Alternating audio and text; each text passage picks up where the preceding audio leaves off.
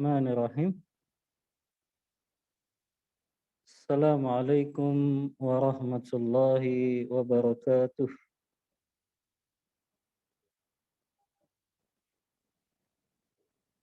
Innal hamdalillah hamdan katsiran tayyiban mubarakan fih kama yuhibbu rabbuna wa yardah.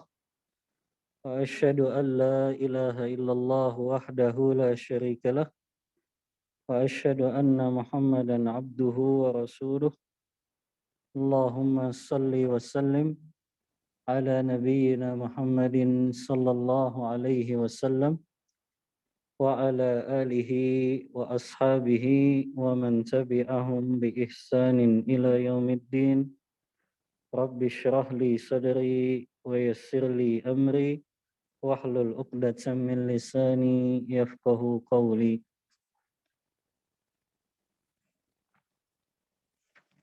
Akhwati fillah rahimani wa rahimakunallahu jami'an. Alhamdulillah, ibu-ibu yang dirahmati Allah Subhanahu wa taala.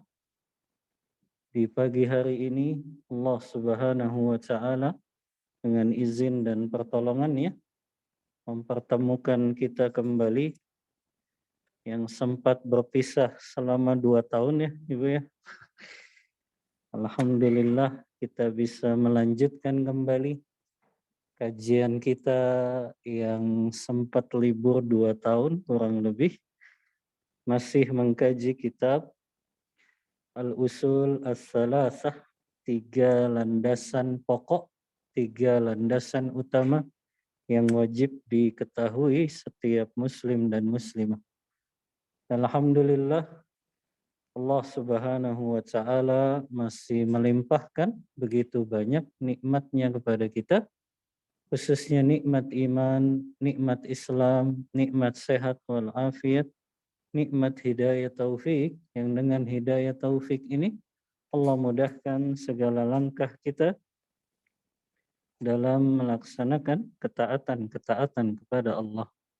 Salawat beserta salam semoga senantiasa tercurah limpahkan kepada suri tauladan kita, qudwah hasanah kita, baginda kita Nabi besar Muhammad sallallahu alaihi wasallam beserta para keluarga beliau, para sahabat-sahabat beliau, para istri-istri beliau, dan kita selaku umatnya memohon pertolongan kepada Allah agar diberikan keistiqomahan untuk senantiasa berjalan di atas sunnah-sunnah beliau sampai kita diwafatkan oleh Allah Ta'ala.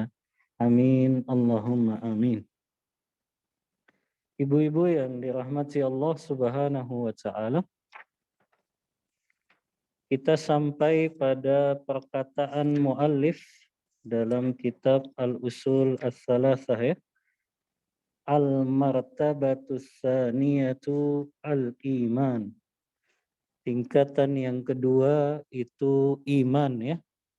Kita membahas dari mulai arkanul iman as-sittah, rukun-rukun iman yang 6 itu. Kita sudah pernah membahas iman kepada Allah, iman kepada para malaikat, iman kepada kitab-kitab Allah, iman kepada para nabi dan rasul-rasul Allah, iman kepada hari kiamat, dan hari ini insya Allah kita membahas al-imanu biqadarillahi khairihi wa syarrihi, iman kepada ketetapan-ketetapan Allah yang baik maupun yang buruk. Baik, kita mulai dari apa itu definisi qada dan qadar ya, atau beriman kepada takdir, yaitu kepada qada dan qadar. Apa definisinya qada dan qadar itu? Kita sepakat pentingnya mempelajari iman kepada qada dan qadar karena dia bagian dari rukun iman. Dan iman sudah kita jelaskan. Apa makna iman, ibu-ibu? Masih ingat nggak makna iman?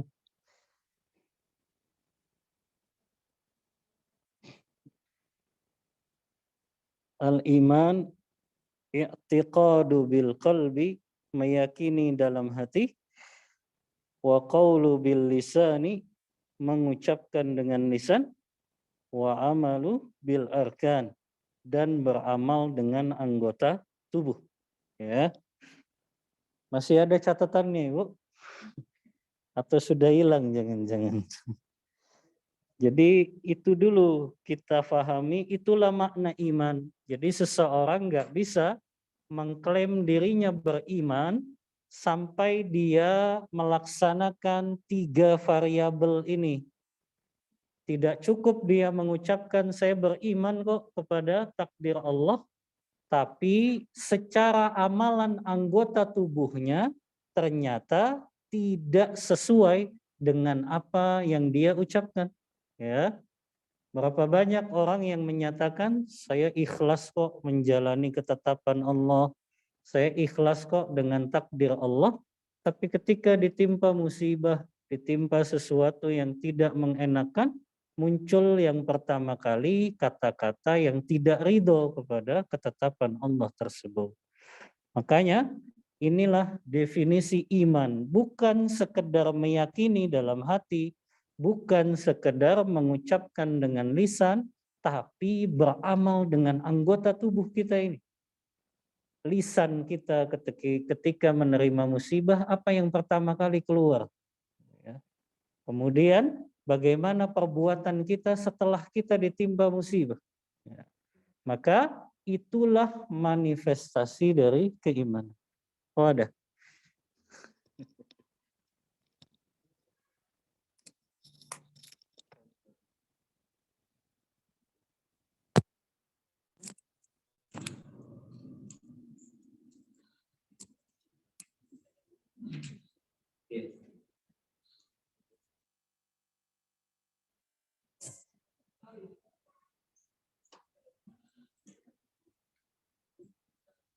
Satu lagi. Iya, satu. Kedengaran ibu-ibu yang online?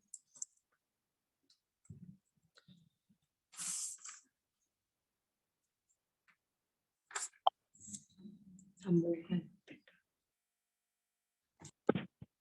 Ya.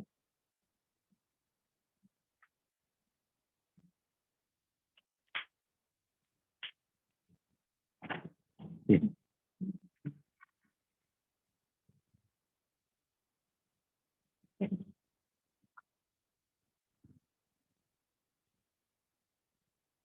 Ya Allah.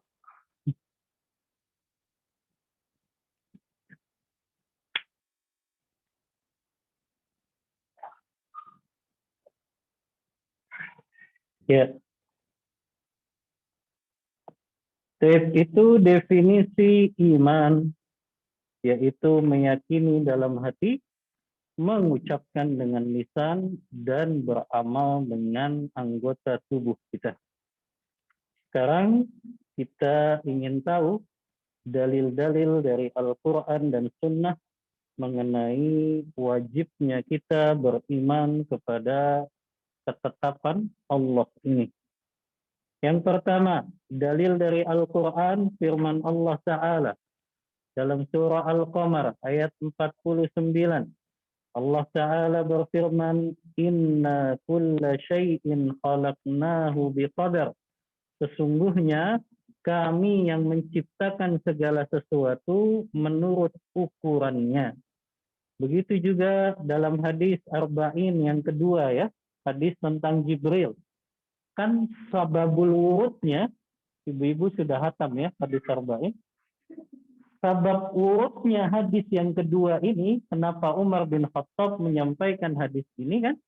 Di antara sebabnya karena Abdullah ibnu Umar ketika beliau berangkat ya melaksanakan haji atau umroh ke Mekah, berjumpa dengan seseorang dari Irak yang namanya Ma'bad al-Juhani.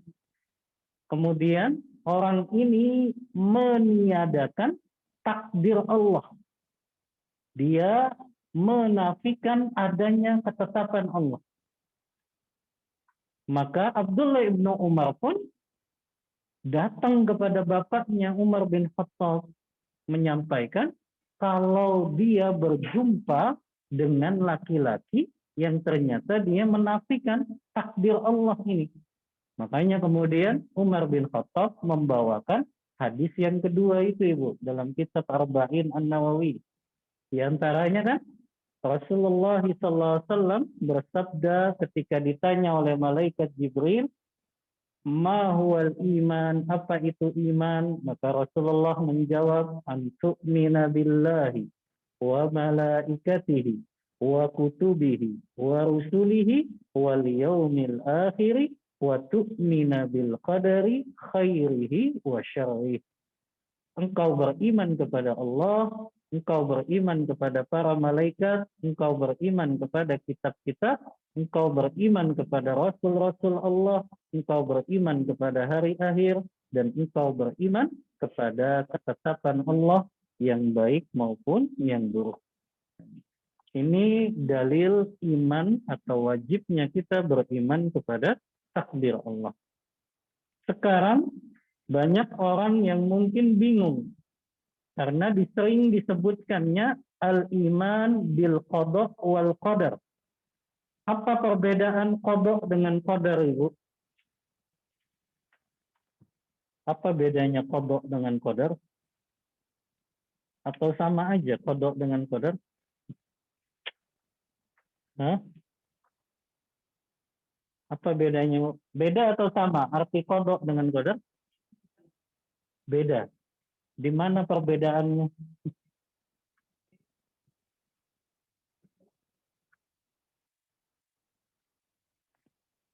Baik. Jadi kata Ibnu Hajar Al-Asqalani dalam kitab beliau Fathul Bari, para ulama membedakan antara makna qada dengan makna qadar. Walaupun memang ada beberapa pendapat di kalangan para ulama ahlu sunnah wal jamaah tentang perbedaan qada dengan qadar. Ya. Pendapat yang pertama mengatakan qada itu ilmu Allah Ta'ala anil kainat azaliyan. Kata pendapat pertama, qada itu adalah ilmu Allah yang terdahulu, yang dengannya Allah menetapkan segala sesuatu yang akan terjadi, dan itu sudah Allah kehendaki sejak zaman azali. Tahu zaman azali, Ibu? Zaman azali itu sebelum Allah menciptakan langit dan bumi ini. Jadi sebelum Allah menciptakan langit dan bumi itu disebutnya zaman azali. Bahkan 50.000 tahun sebelum Allah ciptakan langit dan bumi, Allah sudah tuliskan ketetapan-ketetapan makhluk yang ada di alam semesta ini. Allah sudah tuliskan, bahkan Allah sudah kehendaki ketetapan yang akan terjadi pada makhluknya 50.000 tahun sebelum Allah menciptakan langit dan bumi. Sebagaimana hadis Rasulullah dalam riwayat Muslim, kataballahu maqadiral khalaiqi qabla an yakhluqas samawati wal ardi bi khamsina alfa sanah. Allah telah menuliskan ketetapan-ketetapan untuk makhluknya 50.000 tahun sebelum Allah menciptakan langit dan bumi. Itu maknanya qada, ya. Jadi ilmu Allah yang terdahulu yang dengannya Allah menetapkan segala sesuatu yang akan terjadi, dan itu Allah tetapkan sejak zaman azali. Adapun al-qadar, terjadinya sesuatu yang sudah Allah tetapkan sejak zaman azali berdasarkan kadar dan waktunya, maka itulah yang disebut dengan qadar. Paham nggak, Ibu? Pusing ya? Tulis sajalah. Iman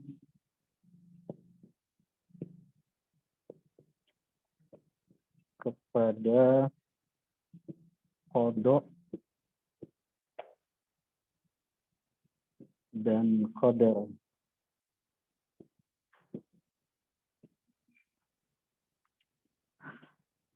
Tadi kita bahas pertama perbedaan qada dan qadar.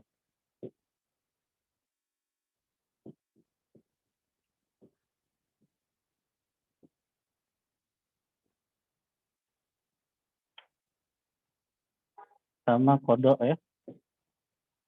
Qada tadi, ya, saya jongkok ini Bu. Qada adalah ilmu Allah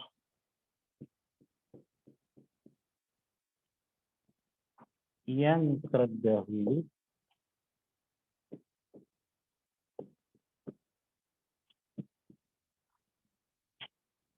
yang dengannya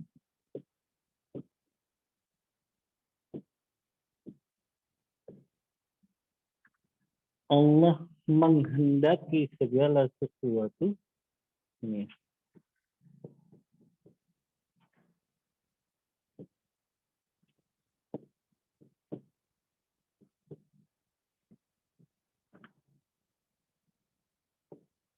Segala sesuatu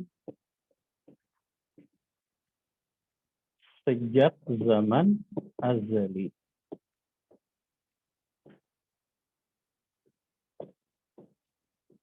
Baca nggak Bu tulisan saya?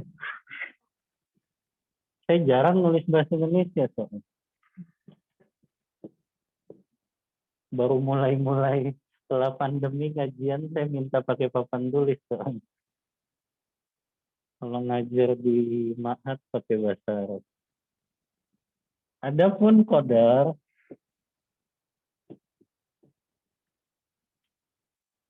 ini enggak pakai huruf. Qadar. Adapun qadar adalah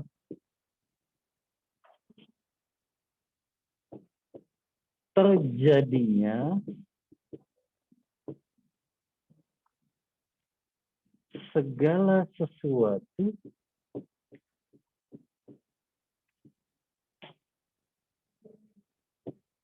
yang Allah tetapkan sejak zaman azali.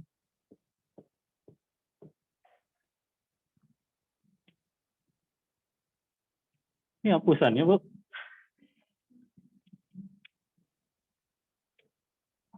Unik ini hapusannya.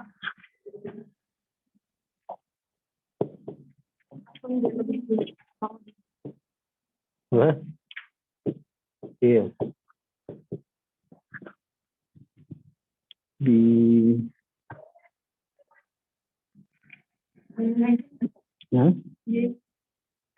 Diangkat. Oke.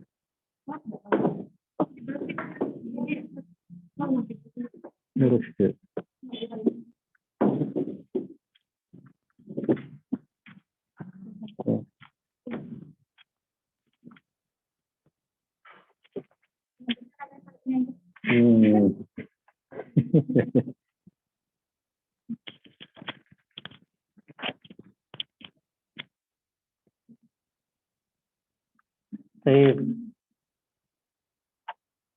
Paham nggak sampai sini, Bu?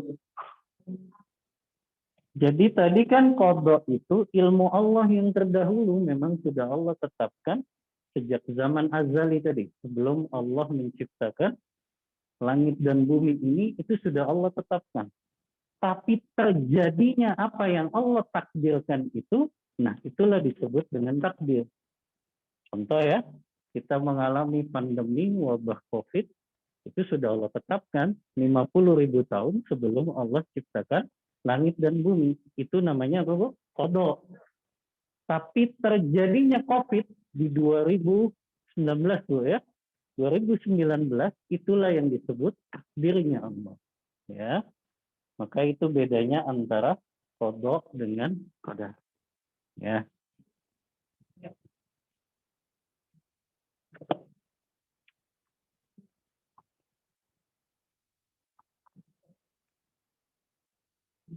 Baik.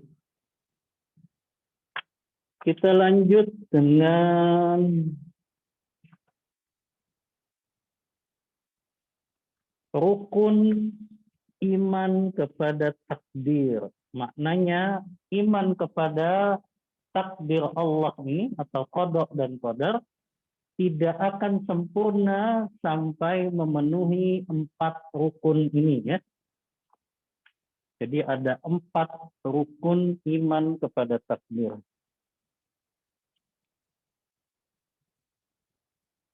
Ada 4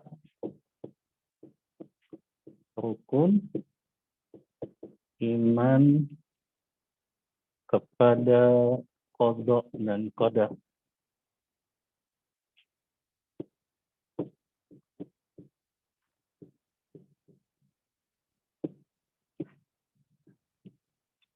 Nah, apa saja rukun itu ya? Yang pertama ya, bahasa Arab biar simpel Bu ya. Al-ilmu. Yang kedua al-kitabatu. Ibu-ibu belajar bahasa Arab? Belajar. Belum bubar kan maksudnya? Memang paling berat tuh kajian bahasa Arab biasanya. Al-masyiatu.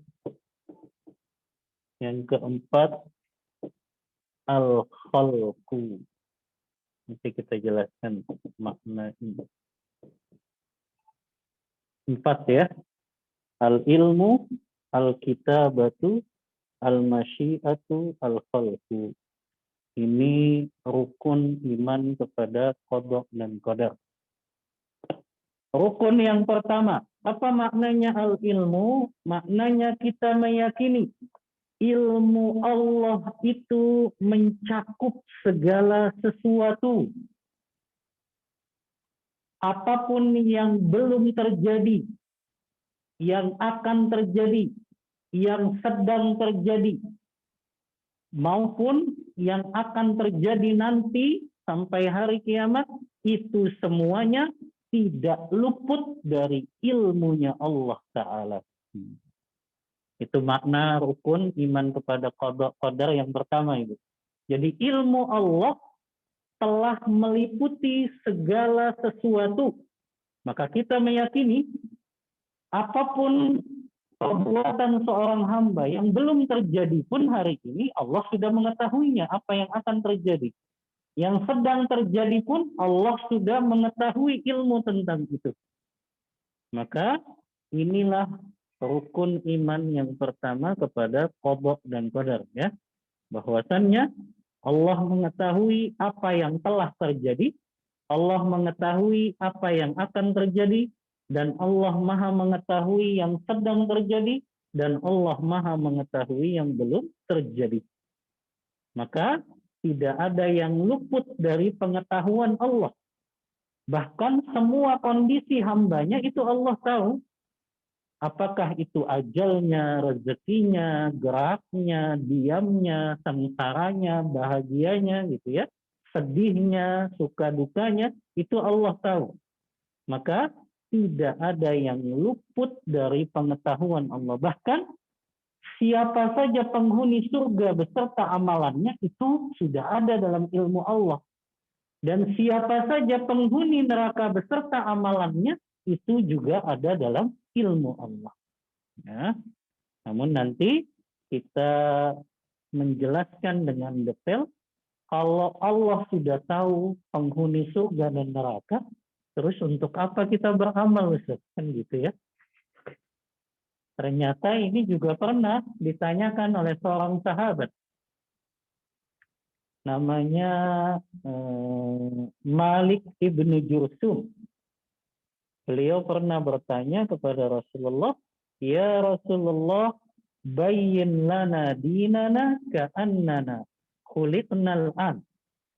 Kata Suraqah bin Malik bin Jursum, "Wahai Rasulullah, jelaskanlah kepada kami tentang agama ini seakan-akan kami baru diciptakan sekarang." Maka kata Suraqah bertanya lagi, "Fimal amalul yaum?" Sebetulnya berdasarkan apa amal yang sudah kita lakukan saat ini?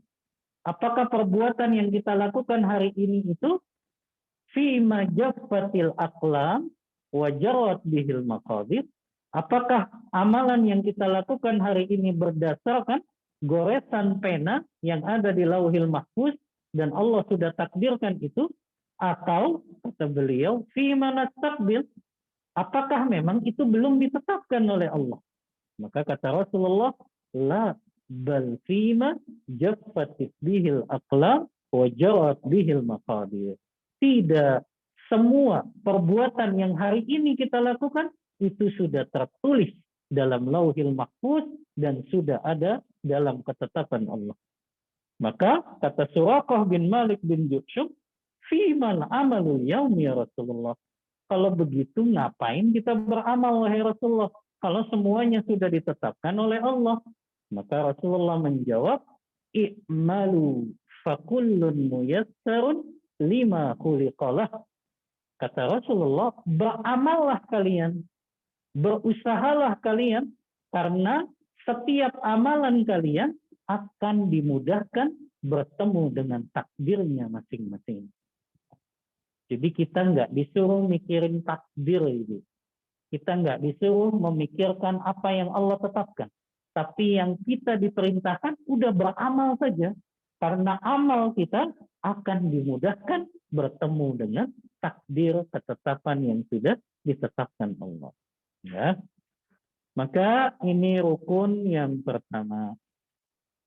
Rukun yang kedua, al-kitabatu. Gitu ya.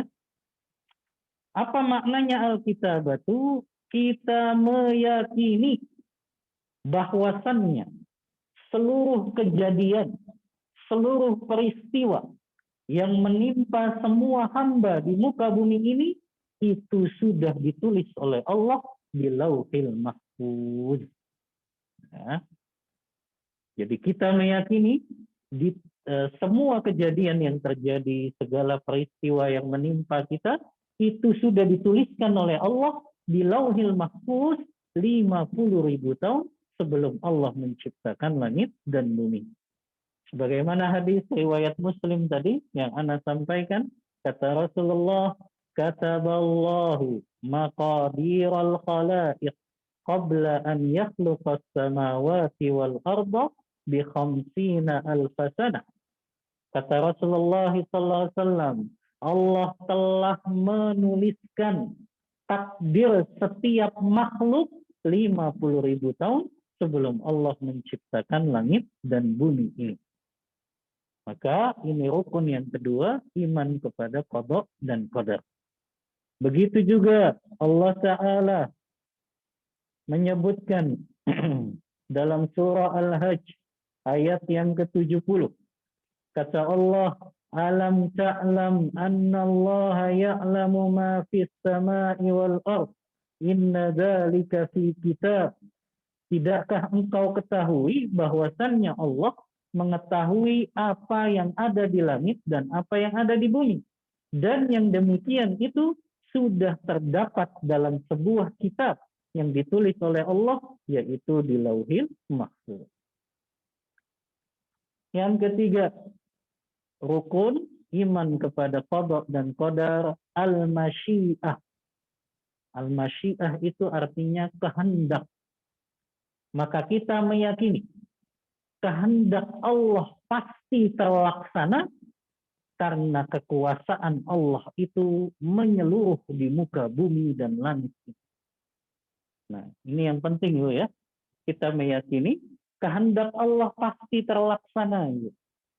Makanya dalam hadis Arba'in juga kan, wasiat Rasulullah kepada Abdullah bin Abbas, kata Rasulullah, wa'lam annama asabaka lam yakun liyukhti'aka wa ma akhta'aka lam yakun liyusibak.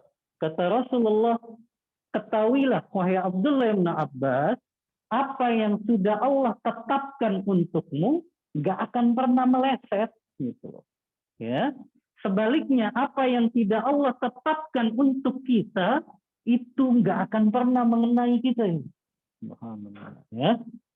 Makanya ya kalau orang benar-benar mengimani takdir ini tenang insya Allah Ibu ya. Karena di masa pandemi kemarin subhanallah ya rasa takutnya luar biasa ya. Ibu ada yang pernah positif juga? Saya positif keluarga Ibu. Tapi saya pertama kali dapat kalimat positif Ustaz, saya berusaha tenang gitu. Karena saya tahu apa yang menimpa saya ya memang itu sudah ditakdirkan gitu. Ya, padahal saya rajin kok pakai prokes gitu. Saya pakai masker kalau keluar, saya selalu bawa hand sanitizer gitu ya. Tapi tetap aja memang Allah sudah menghendaki ya kena juga gitu. Ya, apalagi istri saya 2 kali kenanya. Saya sekali, keluarga juga sekali ya. Tapi alhamdulillah dengan izin dan pertolongan Allah ya bisa sembuh karena memang ketika COVID itu yang diserang psikologis kita ya. Subhanallah dihantamnya. Kalau psikologis kita bisa tenang ternyata kesembuhannya juga insya Allah bisa lebih cepat ya. Makanya yang pertama kalau dapat hasil swab itu tenangin dulu Ibu. Apapun yang menimpa kita, itu sudah Allah tetapkan. Kalau itu nggak Allah tetapkan, maka nggak akan pernah menimpa kita. Itu yang kita yakini. Ya. Nah, makanya tadi, ma'asobaka lam yakun liyukhti'ak. Kalau Allah sudah tetapkan, mau lari kemanapun Ibu, tetap aja akan kena. Gitu.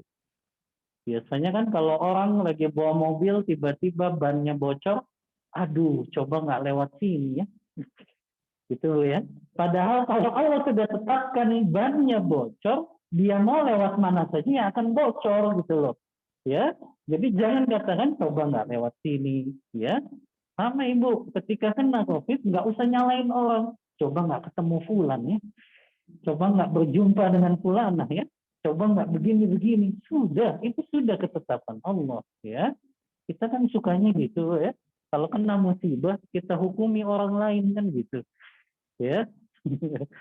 Jadi saya belajar dari perkataan Ibnu Qayyim yang luar biasa Ibu tentang takdir ini.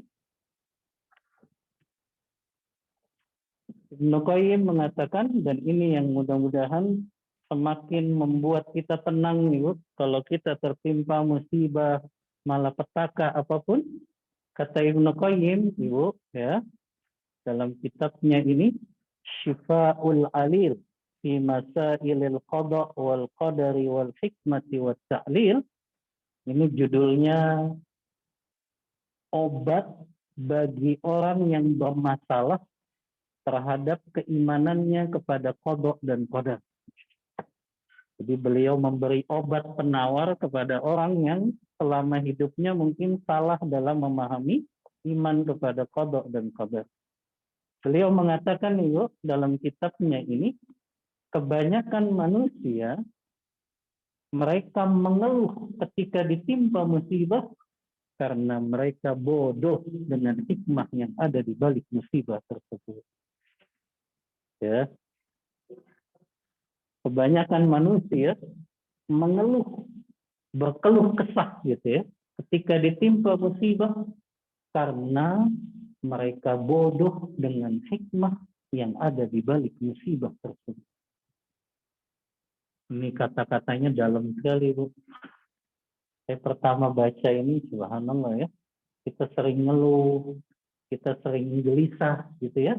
Kita sering resah terhadap musibah yang menimpa kita karena kita memang bodoh terhadap hikmah yang ada di balik musibah tersebut. Ya. Jadi iman kepada qada dan qadar, kenapa kok disebutnya takdir yang buruk? Itu menurut pandangan manusia itu. Tapi dalam pandangan Allah nggak ada takdir itu yang buruk. Semuanya baik. Ya, karena di balik musibah, ujian, cobaan yang menimpa hamba, ada kebaikan dan hikmah yang begitu banyak. Ya.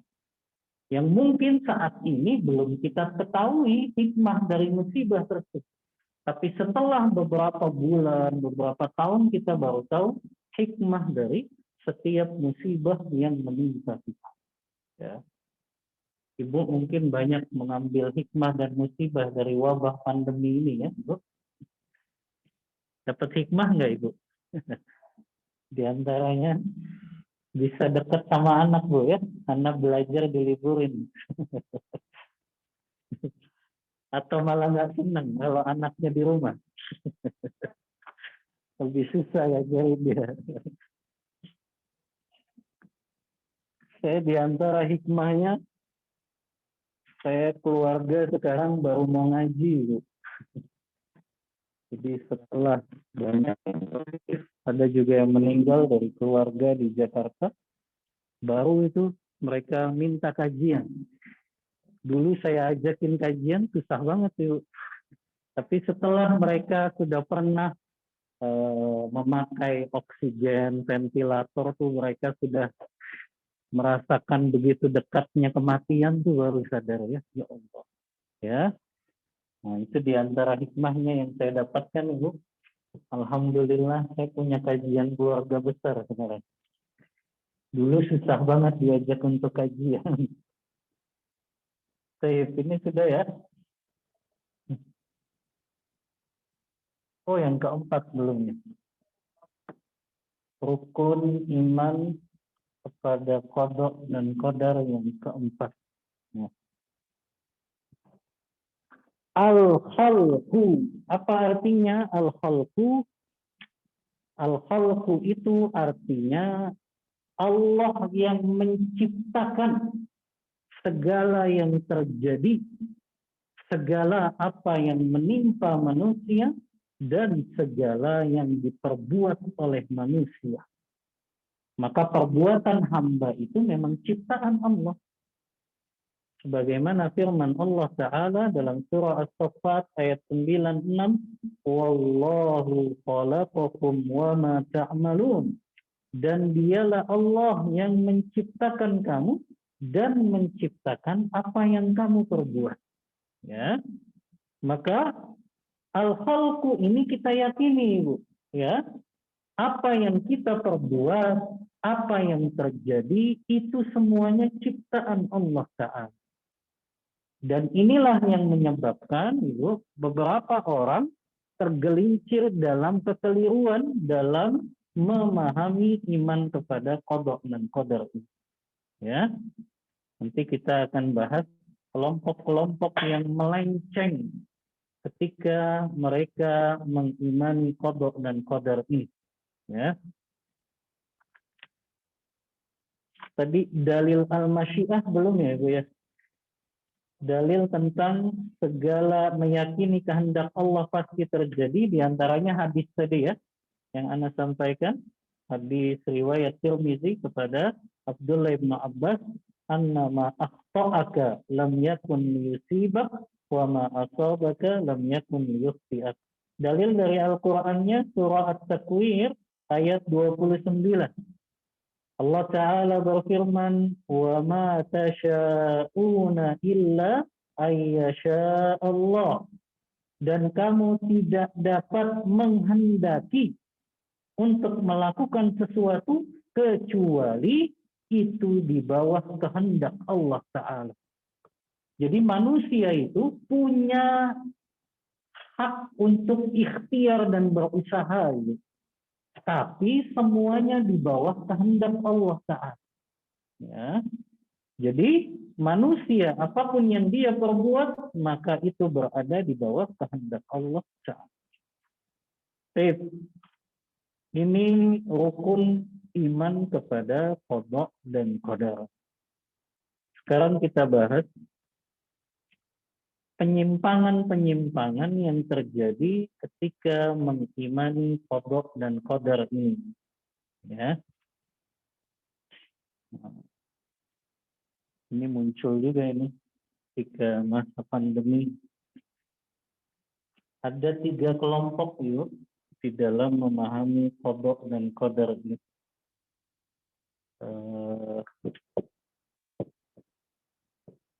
3 kelompok dalam memahami takdir Allah.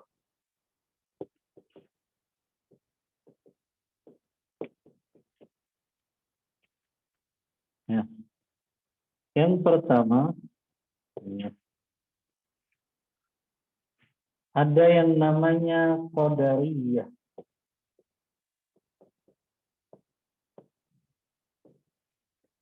Qadariyah ini mereka hanya menetapkan takdir Allah yang baik, tapi mereka tidak mau menetapkan takdir Allah yang buruk. Ini juga pendapatnya Mu'tazilah sama ini, kayak Qadariyah, Mu'tazilah.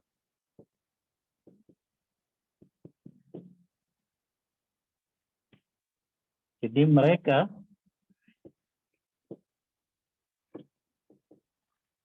menetapkan takdir Allah yang baik, tapi menafikan atau meniadakan takdir Allah yang buruk.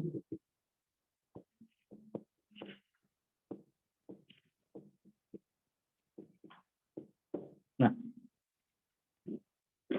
kata orang-orang Qadariyah, Ibu, nggak mungkin Allah menetapkan sesuatu yang buruk.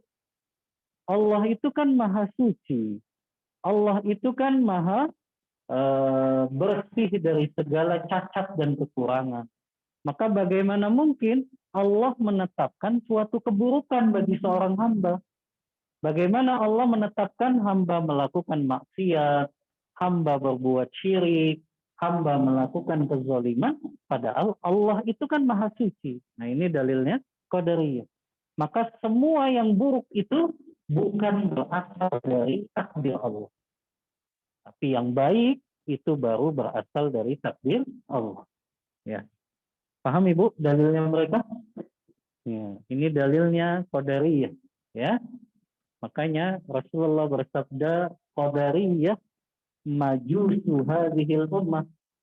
Orang-orang yang punya pemahaman qadariyah itu mirip seperti orang-orang Majusi. Kenapa kok mirip orang Majusi? Kata para ulama, karena orang Majusi itu mereka meyakini ada Tuhan cahaya, ada Tuhan berupa kegelapan gitu ya. Nah, Tuhan cahaya itu yang memberikan kebaikan gitu. Tapi Tuhan kegelapan itu yang memberikan keburukan. Ya, makanya Qadariyah kan gitu. Mereka nggak mau meyakini Allah yang memberikan keburukan. Yang mereka yakini hanya Allah itu maha baik, pasti memberikan yang baik-baik saja kepada hamba. Ya, nanti kita tuliskan bantahan. Yang kedua, ada yang namanya Jabariyah.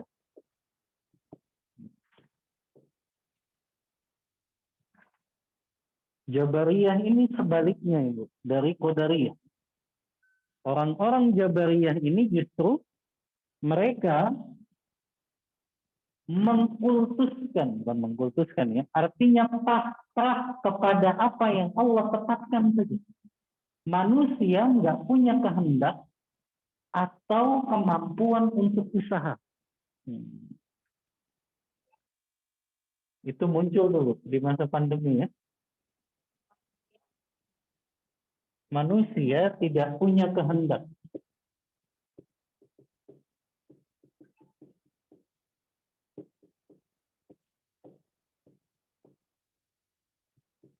Manusia nggak punya kehendak dan usaha karena segala sesuatu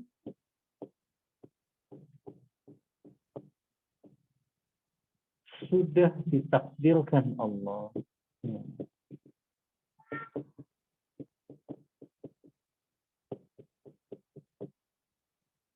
Nah, ini.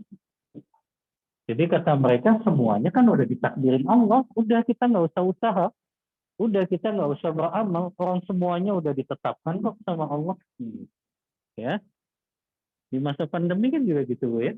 Ada orang yang punya pemahaman, udahlah kematian itu kan udah ada ajalnya gitu ya. Maka kalau memang saatnya mati ya mati aja gitu ya. Maka nggak perlu dengan ya memakai prokes dan lain sebagainya. Ini paham Jabariyah nih gitu. Ya, mereka cuma memahami yaitu sudah takdir loh, ya.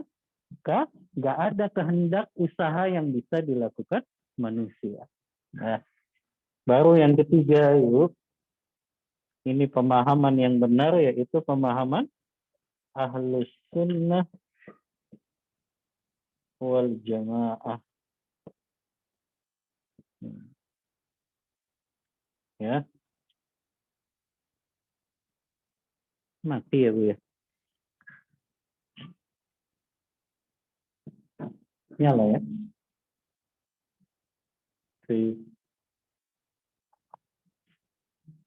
Adapun pemahaman Ahlus Sunnah wal Jamaah ya, menetapkan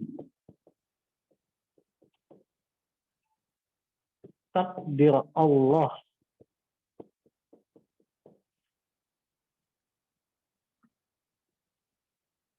sejak zaman azali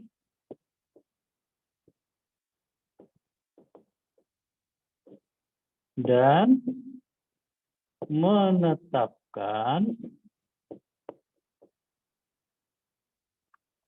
kehendak manusia.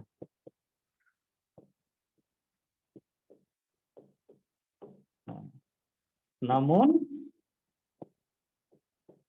semua kehendak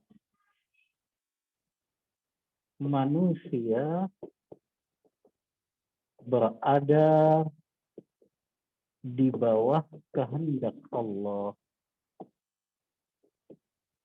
Jadi manusia itu punya hak untuk berusaha, tapi tetap apa yang diusahakan manusia itu berada di bawah kehendak Allah Ta'ala. Maka inilah pemahaman yang benar. Ya. Bahkan Abdullah ibnu Umar berkata, seandainya seseorang bersedekah sebesar 2 gunung Uhud, Allah nggak akan terima sedekahnya sampai dia beriman kepada qada dan qadarnya Allah. Ini pentingnya iman kepada qada dan qadar. Sampai Allah nggak akan terima itu. Sedekahnya seseorang sebesar gunung Uhud emas, Ibu. Tapi kalau dia nggak beriman dengan benar terhadap qada dan qadar, Allah nggak terima amalnya. Ya, ini pentingnya kita mempelajari iman kepada qada dan qadar.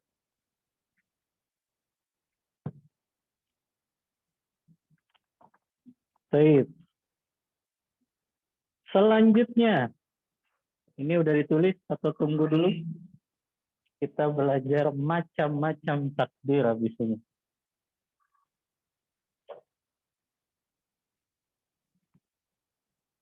Sudah jam 10 ya. Tanya jawabnya jam berapa? Hah? Tanya jawabnya berapa menit? 15 menit. Banyak ini yang dibahas. Macam-macam takdir. Kemudian nanti kita tutup dengan bagaimana metode yang benar dalam memahami takdir.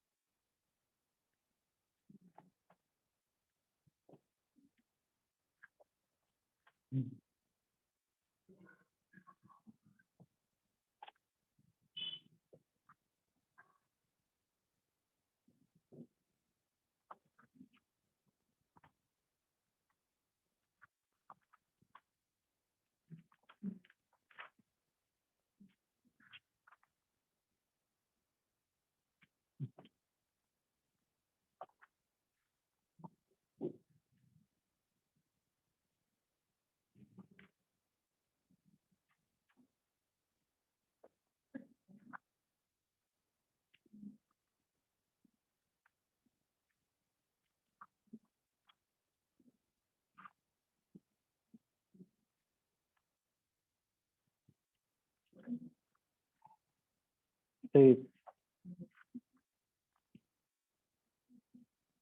Macam-macam takdir gitu ya.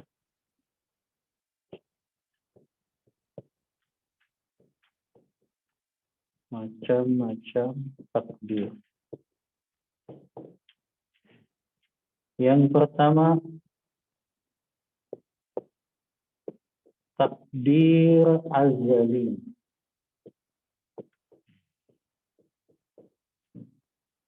Ketetapan Allah yang sudah Allah tetapkan 50.000 tahun sebelum Allah menciptakan langit dan bumi.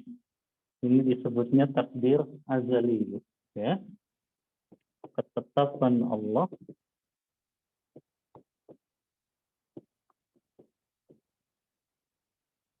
yang Allah ciptakan 50.000 tahun sebelum Allah ciptakan langit dan bumi. Nah, ini takdir azali. Dalilnya tadi Ibu ya, hadis riwayat Muslim dalam kitab sahihnya, kataballahu maqadiral khalaiq qabla an yakhluqas samawati wal ardh bi khamsina alf sanah. Allah telah tetapkan, Allah telah tuliskan kata segala takdir untuk makhluknya 50.000 tahun sebelum Allah ciptakan langit dan bumi. Yang kedua, takdir umri. Takdir yang berkaitan dengan umur kita, Ibu, dari mulai kita berada di perut ibu-ibu kita sampai kita diwafatkan oleh Allah Ta'ala. Jadi takdir umri ini takdir sepanjang hidup kita. Dari mulai kita ada di perut ibu sampai kita diwafatkan oleh Allah. Nah, takdir umri ini dalilnya hadis riwayat Muslim juga ada di kitab hadis Arba'in An-Nawawiyah. Makanya kenapa ulama menganjurkan kalau belajar hadis, hadis Arba'in dulu Ibu. Tapi ibu-ibu udah tamat kan ya, 42 hadis. Karena itu hadis yang berkaitan dengan pokok-pokok ajaran agama Islam. Ya, makanya Ana selalu kembali ke sana, ya. Karena memang kitab itu berkaitan dengan pokok ajaran agama Islam itu ada di situ. Maka berkenaan dengan takdir umri ini juga Rasulullah bersabda di hadis yang keempat ya dalam kitab Arba'in An-Nawawiyah. Kata Rasulullah, "Inna ahadakum yajma'u khalquhu fi batni ummihi arba'ina yawman nutfah." Sesungguhnya setiap salah seorang dari antara kalian diciptakan penciptaannya di dalam perut ibunya itu 40 hari masih berupa nutfah. Ya. 40 hari sesudahnya menjadi segumpal darah. 40 hari sesudahnya menjadi segumpal daging. Setelah 120 hari baru fayursalu ilaihil malak. Allah utus seorang malaikat untuk meniupkan ruh kepada janin tersebut. Kemudian Allah perintahkan malaikat tersebut fayu'maru bi arba'i kalimat. Tuliskan 4 kalimat untuk hamba ini. Bikatbi rizkihi, tuliskan rezekinya. Wa ajalihi, tuliskan ajalnya. Wa amalihi, tuliskan amalnya. Au syakiyun, au sa'idun, tuliskan apakah dia bahagia atau sengsara. Ini takdir umri, Bu. Sepanjang umur kita.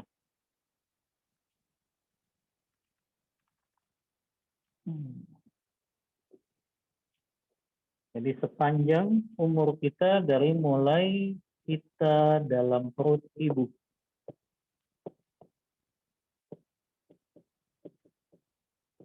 Nah, kalau takdir azali tadi adanya di mana, Ibu? Lauhil Mahfuz.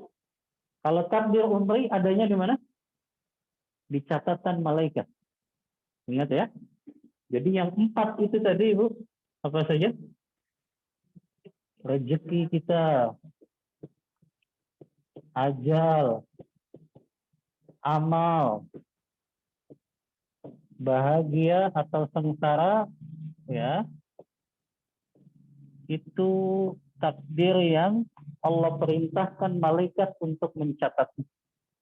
Ya, makanya Ibu, sebagaimana kita yakin ajal kita ini ditetapkan, harusnya kita juga yakin rezeki kita sudah ditetapkan.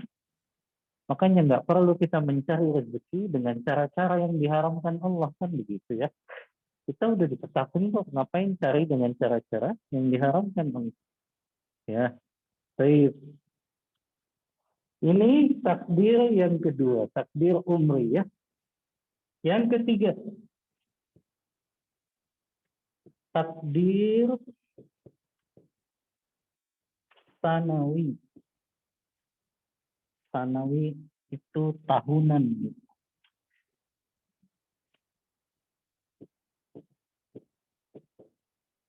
Artinya tahunan. Jadi setiap tahun Ibu, Allah pun menetapkan takdir untuk hamba-hambanya. Kapan Ibu Allah tetapkan itu? Malam Lailatul Qadar. Yang Allah sebutkan dalam surah Ad-Dukhan ya, ayat yang ketiga. Kata Allah Ta'ala,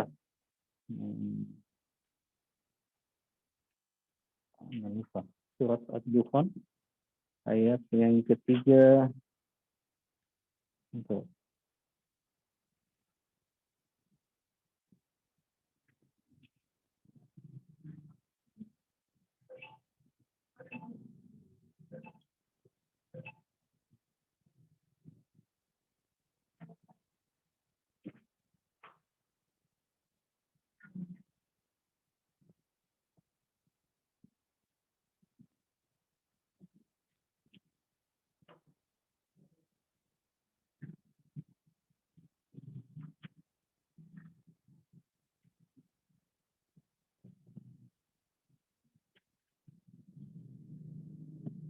Inna anzalnahu fi lailatin mubarakah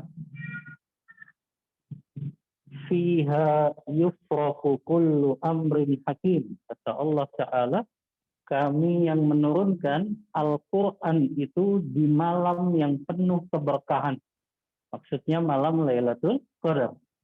Di ayat keempatnya Allah sebutkan apa sih yang terjadi di malam Lailatul Qadar itu? Di antaranya fiha yufraku kullu amrin hakim.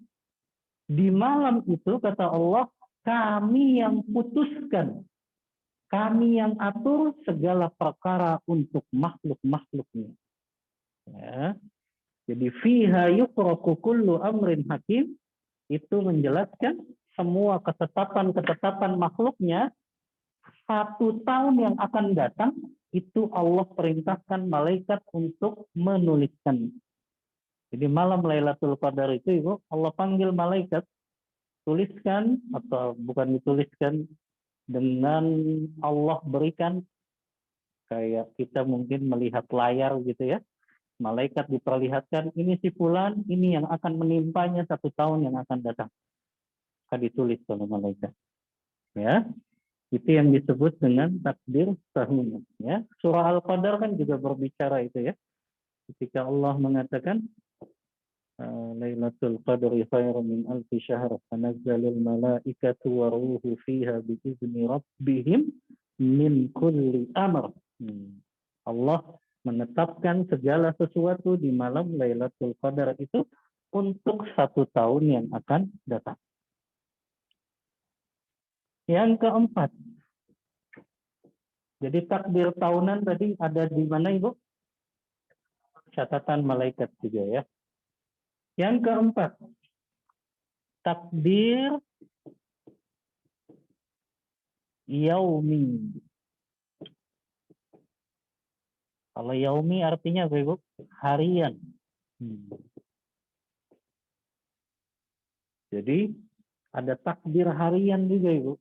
Ya, penjabaran dari sebetulnya ini semua kan penjabaran dari takdir azalinya Allah ini. Ya, lahirlah takdir umri, lahirlah takdir sanawi, lahirlah takdir yaum. Ya, apa dalilnya adanya takdir harian ini? Firman Allah Ta'ala dalam surah Ar-Rahman ya.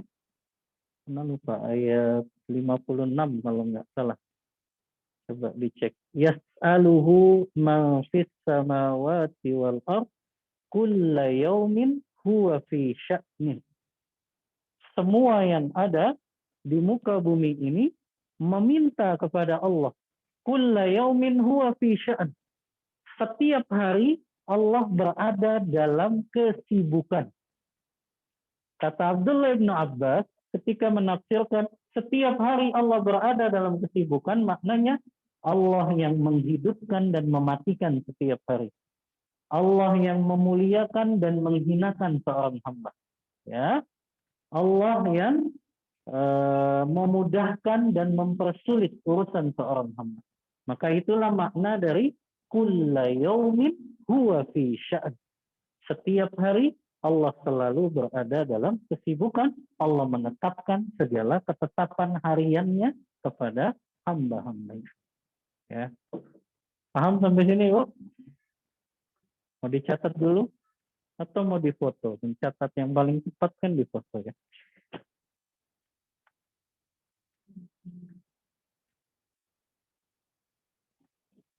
Jadi dalilnya surah Ad-Dukhan ya. Ayat 34. Ini benar nggak tadi Ibu? Surat Ar-Rahman ayat 29 ya. Salah. Surah Ar-Rahman ayat 29. Kalau ini tadi hadis arba'in keempat aja yuk.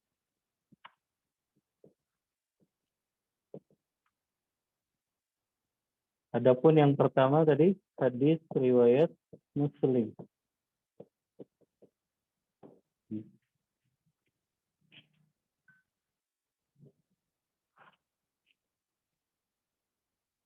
Saya sudah dicatat Ibu? Belum. Oh udah. Cepat ya Ibu-ibu kalau nyatet ya.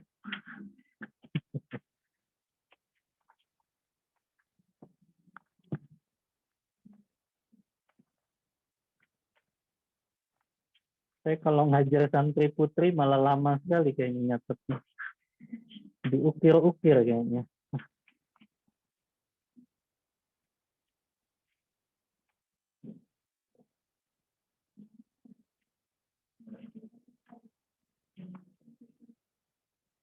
Oh iya. Sudah banyak ya. Yang terakhir Ibu, ya, satu lagi tema yang kita bahas, metode yang benar dalam memahami takdir Allah, ya. Ini penting sekali kita tutup dengan pembahasan ini. Karena banyak orang yang menyimpang dalam masalah takdir karena mereka nggak tahu manhaj yang benar.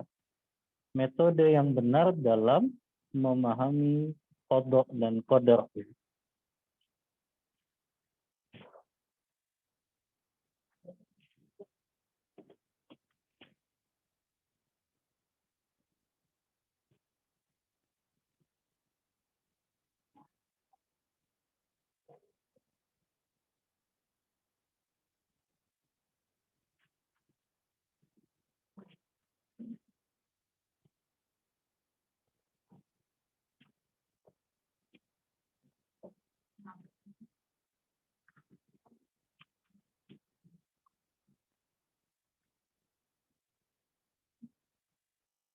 Ya.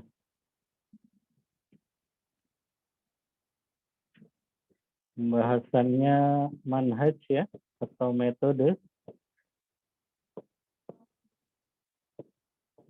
yang benar atau yang sahih dalam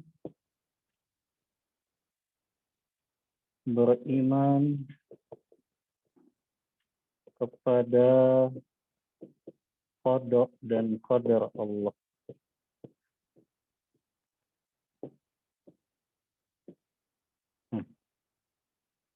Yang pertama, ya, ketika kita mengimani qada dan qadar Allah, wajib beriman kepada takdir Allah dengan landasan Al-Quran dan Sunnah. Yang pertama, Ibu, wajib beriman kepada takdir Allah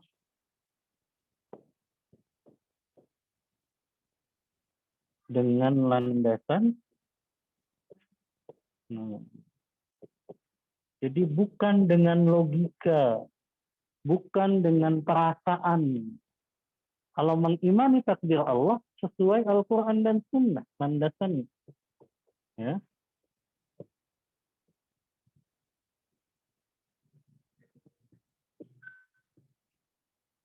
Nah, ini yang wajib kita mengimaninya karena tergelincirnya tadi kaum Qadariyah yang mereka mengimani sebagian saja takdir Allah. Kalau itu baik, mereka imani. Tapi kalau takdir Allah itu buruk, mereka nggak mau beriman. Karena mereka bukan Al-Quran dan Sunnah landasannya, tapi akal mereka kan. Mereka gunakan logika. Masa sih Allah menetapkan keburukan? Masa sih Allah menetapkan orang berbuat maksiat? Masa sih Allah menetapkan seseorang berbuat syirik? Maka kita katakan, Allah kok yang mengatakan tadi ya, dalam surah As-Saffat, Wallahu khalaqakum wa ma ta'malun. Allah yang menciptakan kalian dan yang menciptakan perbuatan kalian. Kenapa kok Allah jadikan seseorang berbuat syirik, berbuat dosa dan maksiat? Karena ada hikmah yang besar di balik itu. Apa hikmahnya, Ibu? Akan ada yang namanya dakwah, gitu, Ibu. Ya, kalau seandainya semua orang taat kepada Allah, gitu ya, semua orang mentauhidkan Allah, terus Nabi dan Rasul tugasnya apa, kan gitu, ya? Terus tidak ada nantinya amar ma'ruf nahi munkar dong, yang itu kesempatan seseorang untuk berpahala, gitu kan? Nah, itu kalau dalam masalah ketaatan kepada Allah. Contoh yang lain, kenapa kok Allah takdirkan seorang hamba misalnya tertimpa bencana alam, tertimpa kecelakaan, gitu ya, tertimpa penyakit yang belum sembuh-sembuh, karena ada hikmah di balik itu. Berapa banyak orang yang baru bertaubat kepada Allah, kembali kepada Allah setelah dia dapat musibah, kan gitu, Bu ya. Karena orang ini mungkin selama hidupnya senang gitu ya, hidupnya lapang ya, hidupnya selalu gembira, dia lupa ya, dia lalai. Makanya ada perkataan Syekhul Islam Ibnu Taimiyah yang begitu bagus tuh. Tadi saya mau sampaikan pada kalimat-kalimat mutiara dari ulama tentang takdir ini, diantaranya Ibnu Taimiyah mengatakan, kata beliau, musibatu tukbilu Allah khairun min nikmatin saya gafuluka anillah. Kata Ibnu Taimiyah, musibah yang menimpa seorang hamba atau musibah yang menjadikan seseorang kembali kepada Allah lebih baik daripada nikmat yang menjadikan seseorang lalai pada perintah Allah. Ya, jadi musibah, Ibu, yang menjadikan kita kembali kepada Allah, ingat Allah, ya, itu lebih baik daripada nikmat tapi membuat kita lalai, membuat kita lupa sama Allah, membuat kita akhirnya melanggar perintah dan larangan Allah.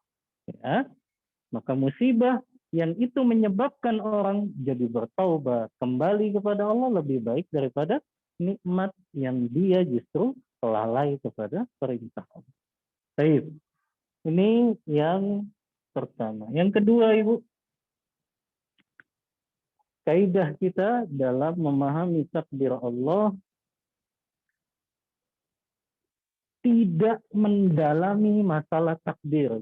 Ya, ada muca'miqi bil qadari, kata ulama, tidak mendalami masalah takdir karena akal kita terbatas.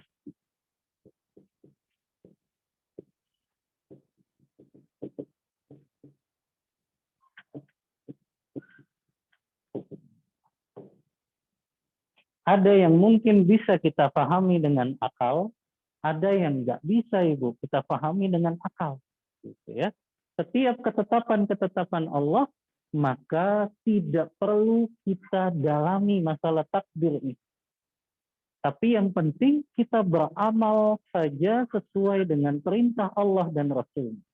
Jadi nggak perlu kita mikirin takdir gitu. Ya, kewajiban kita ya beramal saja. Nanti amal kita akan dimudahkan untuk berjumpa dengan apa yang Allah tetapkan. Yang terakhir, Ibu, ya.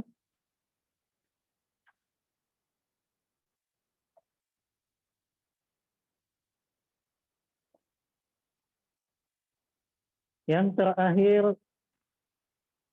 kita tunduk kepada hikmah Allah Ta'ala.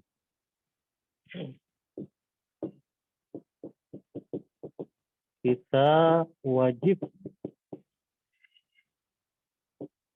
tunduk kepada hikmah Allah Ta'ala. Ya. Apa maksudnya kita tunduk kepada hikmah Allah? Ya. Maksudnya adalah yang pertama, syariat Allah ini adalah ujian. Nah, syariat Allah adalah ujian.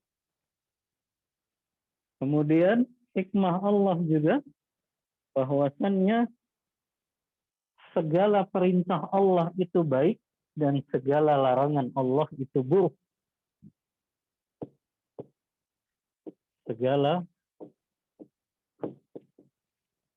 apa yang Allah perintahkan itu pasti mendatangkan kebaikan untuk kita.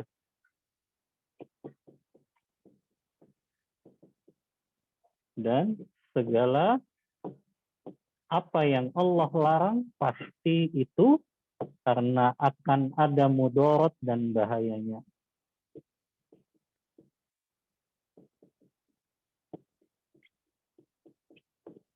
Ya, ini Ibu, manhaj metode yang benar dalam kita mengimani qada dan qadar Allah Ta'ala. Ya, kalau kita berpegang dengan 3 metode ini, insya Allah, ya, keimanan kita kepada qada dan qadar menjadi keimanan yang sempurna. Wallahu ta'ala a'lam bishawab. Untuk materi kita cukupkan. Mohon maaf bila ada kata-kata yang kurang berkenan. Wassallallahu ala nabiyyina Muhammadin wa ala alihi wa sahbihi wasallam.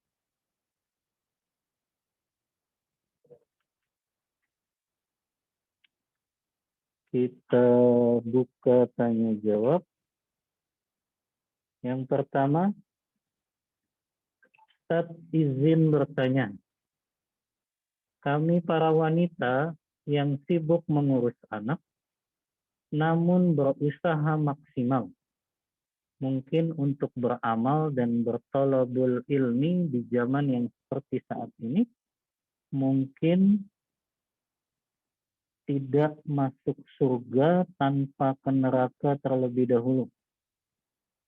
Karena wanita penduduk terbanyak di neraka.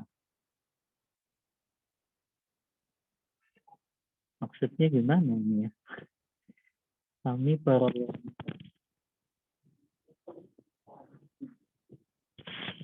maksudnya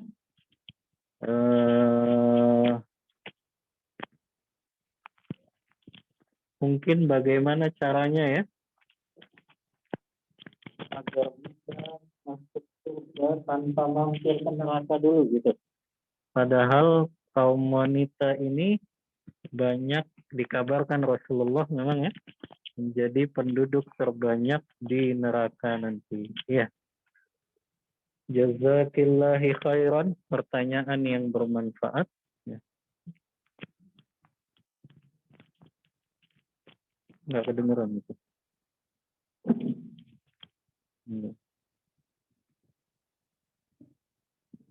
Iya. Berkenaan dengan kaum wanita sebetulnya kan masuk surganya lebih gampang nih dulu.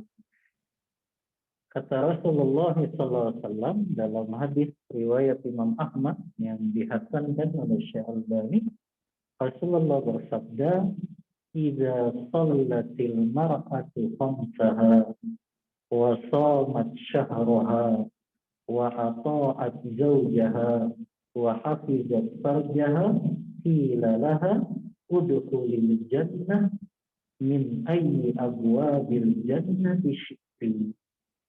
Kata Rasulullah, perempuan manapun yang dia melaksanakan kewajiban sholatnya, artinya dia jaga itu sholat 5 waktu, dan dia jaga puasa di bulan Ramadan, ya. Kemudian dia taat kepada suaminya dan dia menjaga kehormatannya ketika suami tidak ada di rumah, maka nanti pada hari kiamat akan dikatakan kepadanya, masuklah kamu ke dalam pintu surga dari pintu surga manapun yang engkau inginkan. Jadi sebetulnya kan 4 ini saja Ibu, ya. Ya, tapi termasuk di dalamnya menutup aurat, ya, menjaga diri dari fitnah, ya.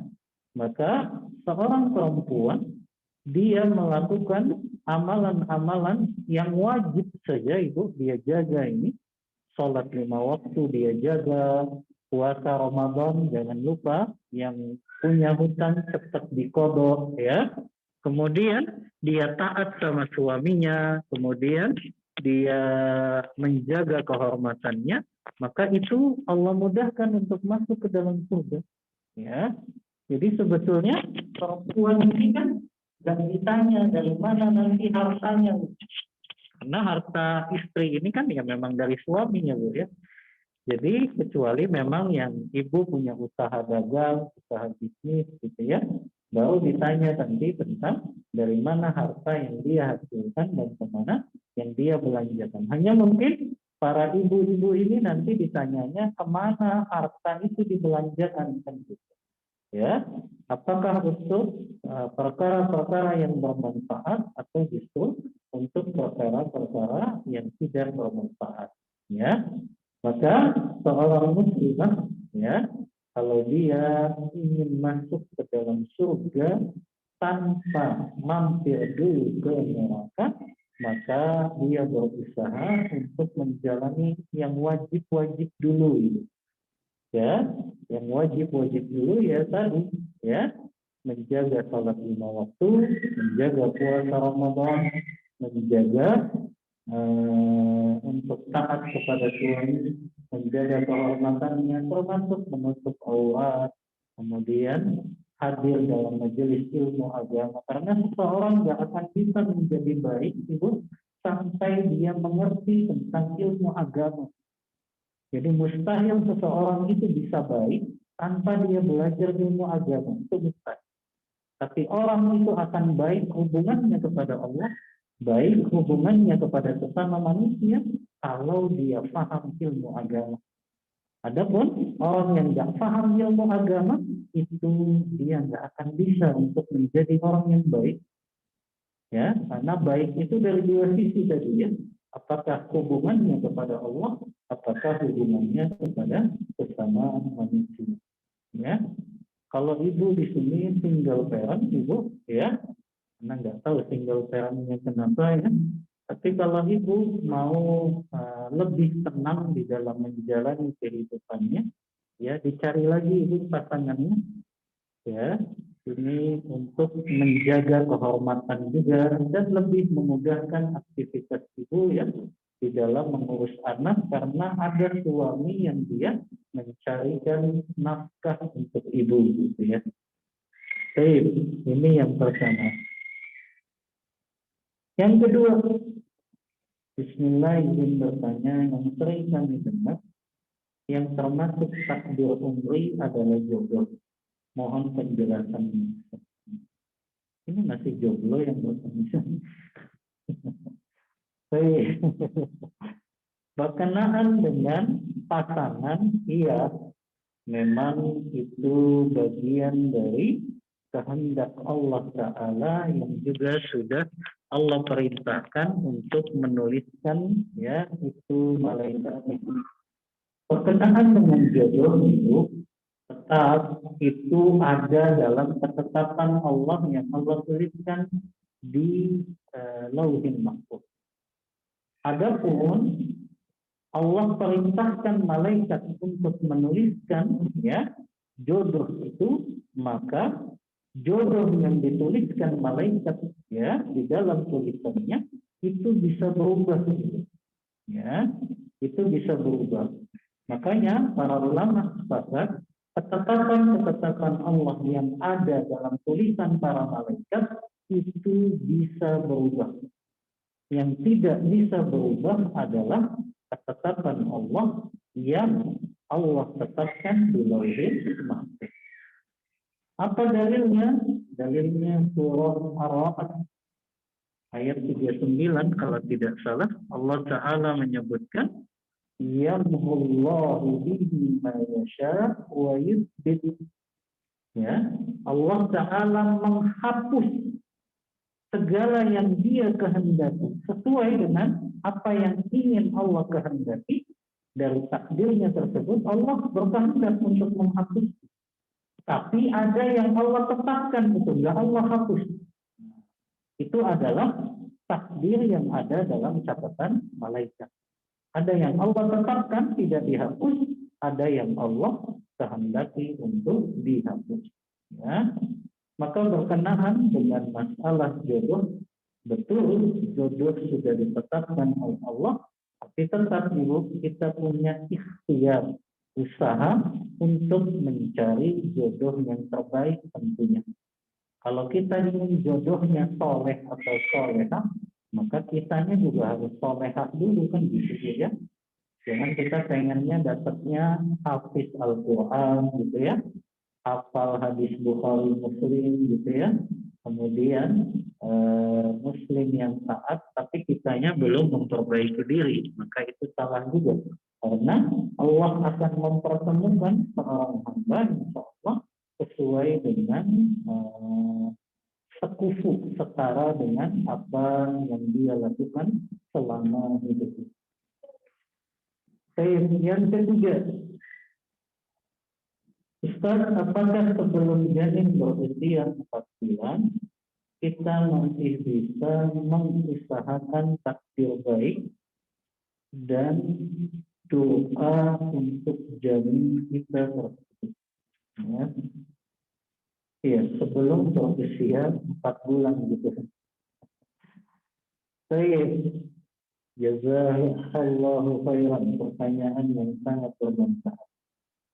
Berkenaan dengan tadi ya, malaikat meniupkan ruh dan diperintahkan Allah menuliskan takdir, yaitu takdir umri tadi. Maka takdir umri ini tidak terlepas dari takdir azali. Ya, memang ada hadis Rasulullah yang mengatakan la yaruddul qada illa du'a. Tidak ada yang bisa mengubah takdir dan ketetapan Allah kecuali doa. Hadisnya sahih memang, tapi yang dimaksud takdir yang bisa diubah yang ada dalam catatan malaikat itu. Adapun kalau itu belum dicatat malaikat dan sudah ada di dalam takdir azali Allah, maka itu nggak bisa diubah. Maupun kita berdoa sebanyak-banyaknya, kalau itu ketetapan Allah di azali, di Lauhul Mahfuz, maka nggak akan bisa berubah. Jadi yang bisa berubah adalah yang ada dalam catatan malaikat. Karena kalau belum ada dalam catatan malaikat, berarti ada dalam Lauhul Mahfuz. Dan apa yang ada dalam catatan Lauhul Mahfuz itu tidak bisa berubah walaupun dengan doa-doa kita. Ya. Dan yang ada dalam catatan di Lauhul Mahfuz hanya Allah saja yang tahu. Semua penduduk langit nggak ada yang tahu. Bahkan malaikat yang paling dekat sekalipun, malaikat Jibril nggak akan tahu apa yang ada di dalam Lauhul Mahfuz.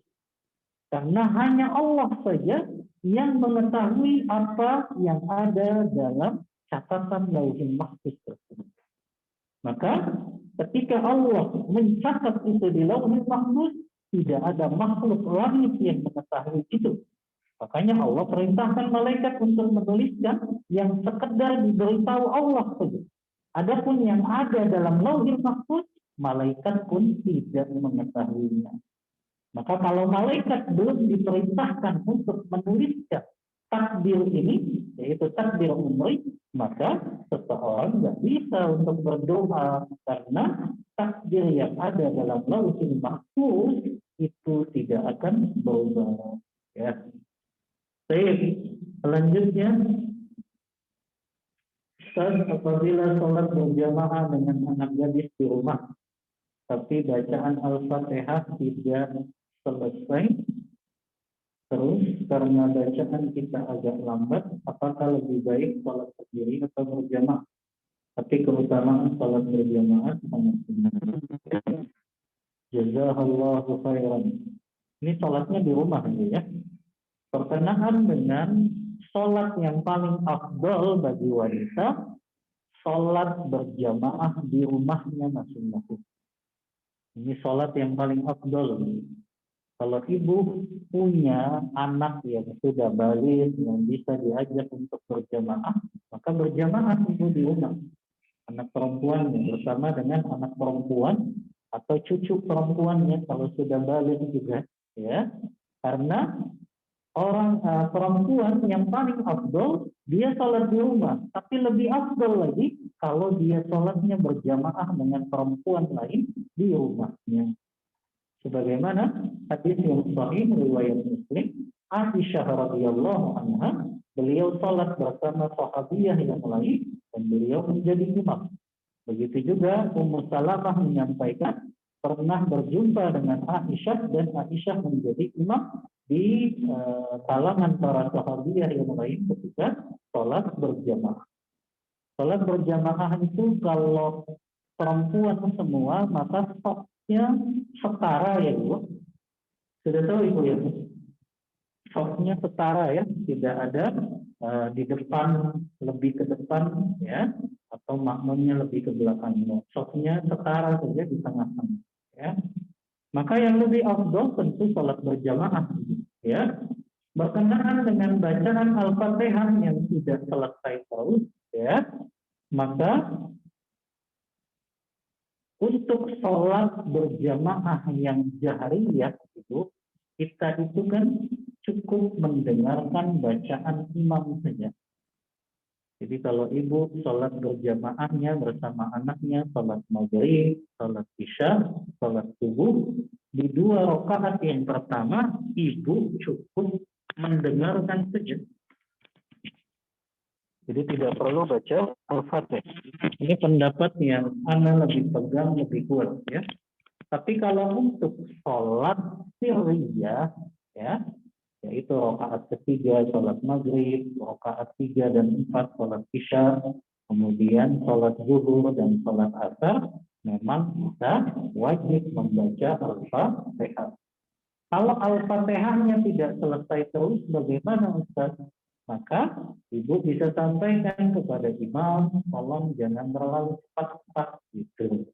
Ya, atau kalau ibu tidak selesai bacanya, nggak masalah ibu. Ibu tinggal mengikuti imam, kalau sudah ruku ya ruku. Ya, karena kewajiban kita adalah mengikuti imam. Ya, jadi kalau Al-Fatihahnya nggak selesai, ya sudah langsung ruku saja. Tapi kalau ibu merasa kecepatan, karena itu imamnya di rumah, ibu kan bisa sampaikan kepada imam, ya.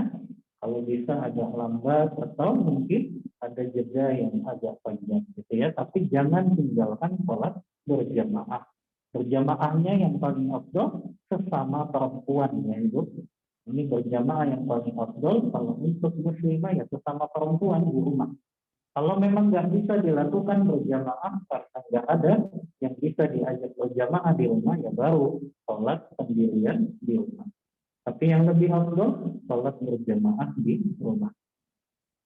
Kemudian, Bismillah, Assalamualaikum. Semoga Allah Ta'ala melindungi Ustaz serta keluarga. Nah, begitu juga dengan ibu-ibu, semoga Allah melindungi serta keluarga.